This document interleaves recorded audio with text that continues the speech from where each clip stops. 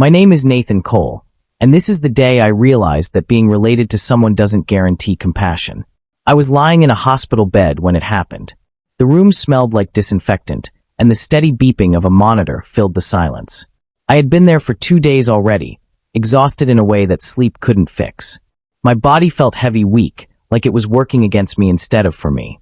The doctors were still running tests, still using careful language that sounded reassuring but left plenty of room for fear.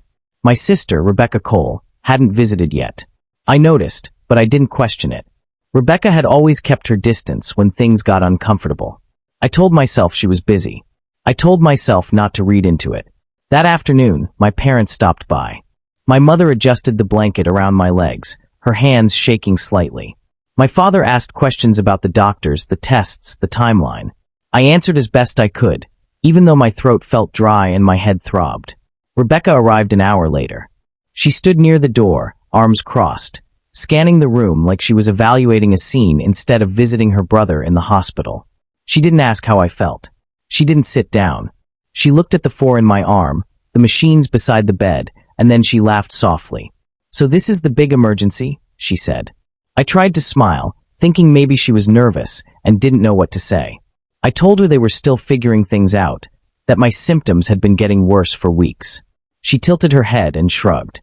"You've always been dramatic," she said. The room went quiet. My mother told her that wasn't fair. My father cleared his throat and tried to change the subject. But Rebecca wasn't done. She said she thought I was exaggerating to get attention. She said hospitals make people feel important. She said I probably just needed rest and less stress. Then she said the words I didn't expect. "I think you're pretending," she said. "You always find a way to make things about you." I felt heat rush to my face, followed by something colder and heavier. I looked at my parents, waiting for them to shut it down completely. My mother told her to stop. My father said this wasn't the time, but no one told her she was wrong. I wanted to defend myself, but my body felt too tired to carry the weight of her accusation. I told her quietly that I didn't choose to be there, that I was scared, that I just wanted answers. She rolled her eyes. "If you were really that sick, they'd know by now," she said. That night, after they left, I stared at the ceiling and wondered how someone could look at hospital walls and machines and still decide it was all an act. I wondered how long Rebecca had seen me that way. I wondered how many moments I had mistaken for normal sibling tension were actually something colder. The next morning, the doctor came in with results. The tests showed a serious condition that explained everything. The fatigue, the pain, the sudden decline I hadn't been able to explain. It wasn't imaginary. It wasn't stress. It wasn't something I could just push through. When my parents returned later that day, I told them. My mother cried. My father held my hand. They asked what came next, what treatment would look like, how long recovery might take. Rebecca didn't come back. Days passed. Treatment started. My strength came and went in waves. Messages from friends filled my phone with concern and support. Rebecca sent nothing. No apology. No question. No acknowledgement.